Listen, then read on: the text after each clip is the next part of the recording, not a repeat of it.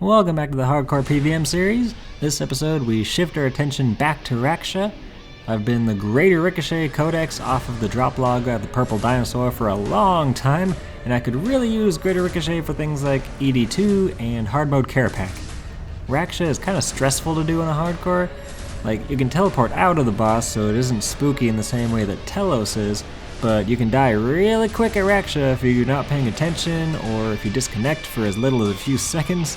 And the prayer flicking is just so essential, which is a killer on the wrist, so I don't tend to want to do too many hours of Raksha in a row, but I do tend to eat like no food for most kills, which is nice on the supplies.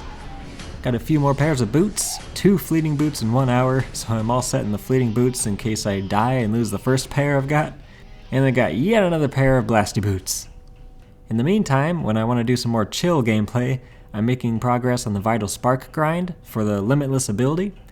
I went and unlocked the Slayer Introspection Relic, which allows me to guarantee the maximum 300 corrupted creatures or soul devourers every time I get a task from Simona, so that'll help rack up the kills and the Vital Spark count. Still gonna take forever though, and without aggression potions I can't AFK it, which really sucks, but there's no way I'm going into the wilderness on this account for aggression potions with the state PvP is in. And there is 115 Herblore, which is a big level. You get more XP from Herby Werby, it can make adrenaline renewal potions, and more importantly for me, it's just a banner boost up to make extreme prayer potions, which makes it just so much more convenient to make those potions. Don't have to log out every minute after boosting with like a spicy stew. So yeah, I can start making those for big Herblore XP. Hey, back at Telos, and there's a Orb of Volcanic Anima. That's cool. As continued challenge, that means I'm 1 orb off of the 3rd orb set on the account, which will go straight on that 2nd Dormant Saren Godbow, so that will be a nice spec switch and tier 92 ranged weapon to use. Okay, after last episode, I'm never gonna forget my luck at the dwarves again, so let's just check if there's any rerolls. Nope, that's a Orb of Volcanic Anima though, so that is 1 orb left for my 3rd orb set. And there it is, the very next streak, I think. This is what, the Orb of Corrupted Anima really at 112% and raises the first kill of this hour. Well, continue challenge, that gives me a real good chance for a double chest. That's cool. Well, I realize I'm going to want a Precise 6 Aftershock 1 perk on that Saren Godbow, so I'm here. Got 5 Spiritual Warrior souls, so I'm going to throw that right in the Personal Slayer dungeon.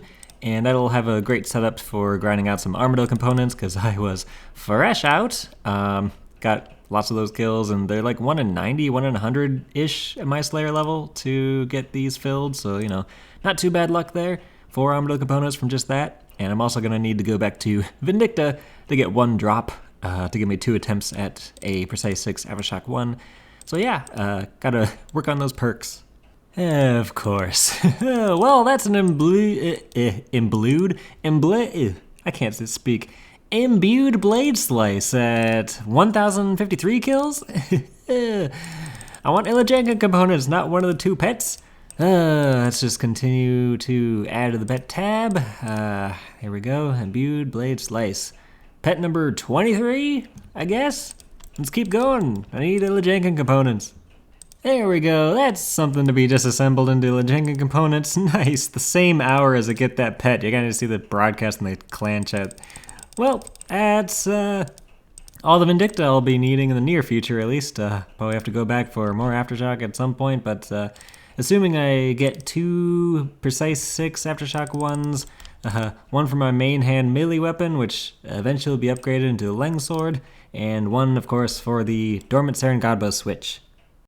Okay, I want 2 of these, Precise 6 Aftershock 1, good luck, let's make sure I'm potted up, 137, and that's 1 success, and oh, it's only 1 success, it's fine, it's not gonna be too hard to get some more attempts. It's actually the first time I think I failed that, maybe second, I forget on this account, but anyway, that'll be good for that Saren Godbow switch, and then yeah, let's just finish this Telos streak. Oh, that is beautiful to see. The last kill of the hour. I was going to claim after this kill anyway. Let's go ahead and leave. That is 2 orbs in the chest without a Luck of the Dwarves reroll this time. Alright, let's grab the Luck of the Dwarves and return to the chest. probably, I know I said this last time, but it didn't end up taking much of a break, but I'll probably be taking more of a break this time from Telos. Okay, no luck with the Dwarves rerolls, but that is another double chest for another corrupted and pure orb of anima. And I can finish my second Saren Godbow here and have that as a spec switch, so that's awesome. I'm still gonna hunt the pet, like whenever I want to do Telos, which is probably gonna be sooner rather than later, because I use Telos as an escape from Raksha, because I really want that Greater Ricochet Codex, but Raksha is so stressful to do on a hardcore Ironman, especially without Greater Ricochet, because that ability just makes it so much easier and faster. But oh, look at that beautiful thing, Saren Godbow, and the actual item, not in an EOF, so I can actually use it. It's probably decent for a Capsarius. Like, I don't know if a attuned crystal bow is better just because it fires faster, but it one-hits them less often, and I don't know, there's a lot faster charge rate on the Saren Godbow, so it's probably not worth the charges to use, but I'm out of tensile components.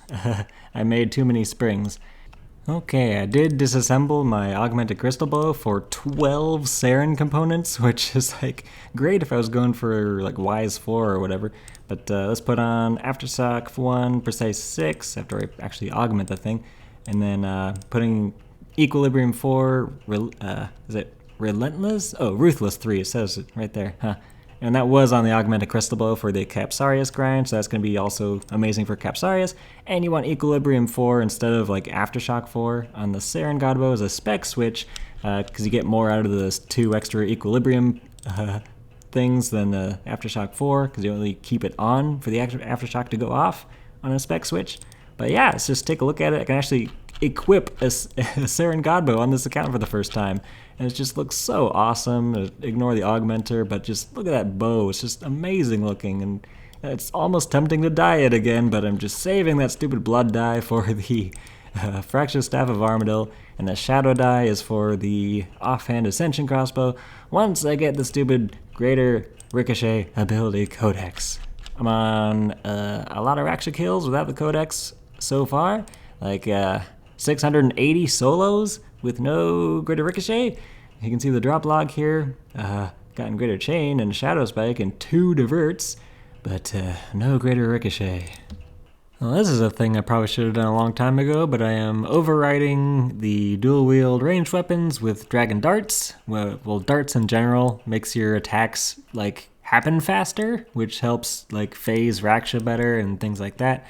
It's just a weird thing that like is technically meta to just do for ranged, so yeah, let's just get that over with. Had the default 6 keepsake keys from whenever they gave accounts those, so yeah, I should be doing damage a little bit faster now.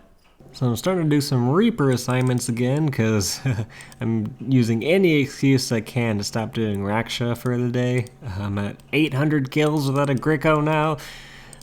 So yeah, I got a Magister Reaper assignment, so it's time to get my first kill of Magister.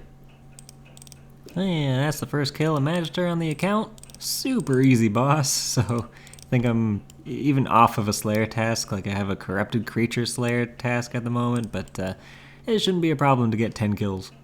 And back-to-back Magister Reaper assignments, and oh, that was my 200th Reaper assignment, so I get 50 extra points, up to 610 points.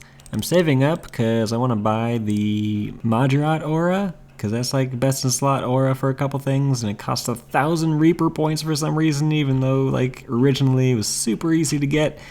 But yeah, it's just something I'm gonna have to do at some point in this account, and might as well get it out of the way sooner rather than later. And this is why we wiki things before I make a dumb clip about it, but it turns out you can just buy the Majorat Aura with 3 bonds, so I just spent like 140 mil to just buy 3 bonds, and there we go. I'm not gonna waste 1,000 Reaper points on something like that. Whoops. Had a wiki. I didn't know you could unlock it with bonds. Got a second Greater Chain ability codex at about 840 kills on a Raksha Reaper assignment. Not the codex I'm looking for. That makes 2 chains and 2 diverts with 0 ricochets. I went on a Rax Reaper assignment for the first time in forever and got a Spider Leg top and a Pheromone in the same drop. Would love to get any Hilts or Mallory. They're the only things I'm looking for at Rax. Hey, there's a, I guess, useful drop from Raksha. Another Shadow Spike. Can throw that on the Blastu boots, and that'll be like best in slot mage boots now, I guess. Even though Animate Dead would be great if I had Crypt Bloom boots. But yeah, it's refreshing to see a drop I can actually use from Raksha. There it is! Finally! It took way longer than it should have. That is the Greater Ricochet Ability Codex. Oh, that's so nice to see. I'm even going to teleport out before unlocking it. Yes, unlock ability, please. Thank you. Let's check the kill count.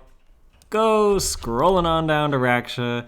That is kill count number 920. It's a nice clean kill count. I'm not even going back. I'm so done with this stupid boss.